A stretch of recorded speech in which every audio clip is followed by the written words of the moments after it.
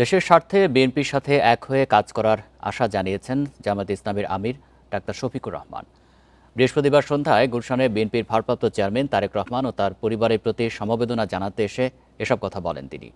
নির্বাচনের পর আবারও বিএনপির সাথে আলোচনার প্রত্যয় জানান তিনি। বলেন, সুন্দর রাজনৈতিক পরিবেশ ফিরিয়ে আনার স্বার্থে মিলেমিশে কাজ করার বিষয়ে কথা হয়েছে। তিনি জানান, সুষ্ঠু ও গ্রহণযোগ্য নির্বাচন নিয়েও বিএনপি নেতাদের সাথে কথা হয়েছে। এ সময় বেগম খালেদা জিয়ার কথা স্মরণ করে জামায়াতের আমির বলেন, ইতিহাসের বিরল সম্মান নিয়ে তিনি বিদায় নিয়েছেন। জাতির জন্য কাজ করলে তার মতো এমন সম্মান পাওয়ার কথা জানান তিনি। বলেন, পতিত সরকারের সময় খালেদা জিয়ার ওপর অমানবিক আচরণ করা হয়েছে।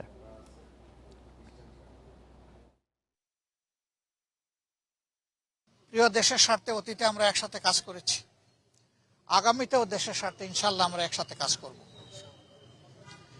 তারেক রহমান সাহেব সহ বিএনপির নেতৃবৃন্দ একই আকাঙ্ক্ষা ব্যক্ত করেছেন, আমরাও একই আকাঙ্ক্ষা ব্যক্ত করেছি।